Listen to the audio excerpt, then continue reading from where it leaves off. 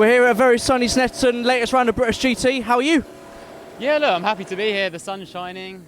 Always excited for a race weekend, and it's been a couple of years since I've been at this circuit, so I'm excited to be back, really. Obviously, the elephant in the room is how warm it is today. What's that going to be like in the car for you? Because that's something that fans are always pretty surprised about, isn't it, with the temperatures? Yeah, look, the cockpit temperatures get seriously high, but I'm actually very lucky in this Ginetta. It's probably got the best AC I've ever had in a GT4 car. Okay. So at Spa, I was pleasantly surprised by how cool it actually remained in the cockpit.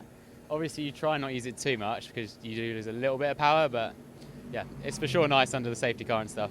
Surely it's even more difficult in the sense that Snetterton's a very technical circuit. You're putting in a lot of effort in the infield, aren't you? So what's that like with all the stop-start nature? Because I guess you're putting in a lot of effort to drive these cars, aren't you? Yeah, you are for sure. Like, you got to hit that brake pedal hard. Sometimes you're hitting 100, 120 bar, which roughly equates to 120 kilos.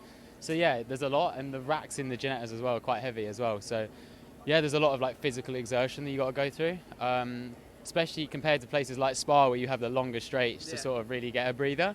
So no, it's a tough circuit in that respect for sure. So it's Friday today, only testing. There's not many fans about, but days like today are still quite important ahead of the weekend. What sort of are you guys are going to be getting done on a day like today ahead of qualifying tomorrow and the races on Sunday? It's massively important, especially for us like as Mahiki. We're still getting to grips with this Ginetta, especially for me. Like, I just got used to a mid-engined GT car, so suddenly taking that change and sort of like trying to get familiar again. Obviously, I was in the Aston in the past, so I sort of know how to drive these sort of cars. It's just sort of relearning and taking away some habits that I'd built up previously. But yeah, ultimately the track's very slow at the moment, so I think a lot of the teams are all quite shocked by the pace out there right now. These temperatures for sure don't help, and the fact that there hasn't been much running on circuit. Yeah. But ultimately it's just refining setup and seeing how the car reacts sort of in the race stints on high fuel and a higher tyre age, and then quali sims will probably come tomorrow morning. Well, I was going to ask, obviously, what that process for not just you but the whole team has been like changing cars mid-season. I guess that's going to be quite a unique challenge, not something that happens very often, I guess.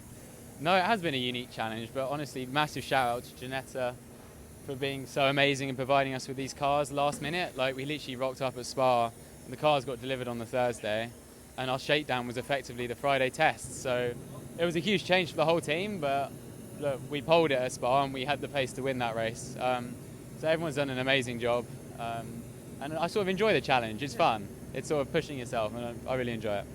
Just to finish, what's the expectation for this weekend? What are you going to be happy with come Sunday evening?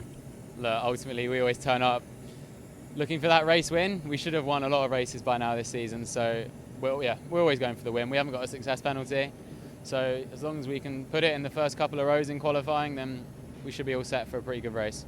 Best of luck, hope it all goes well. Thank you, appreciate it.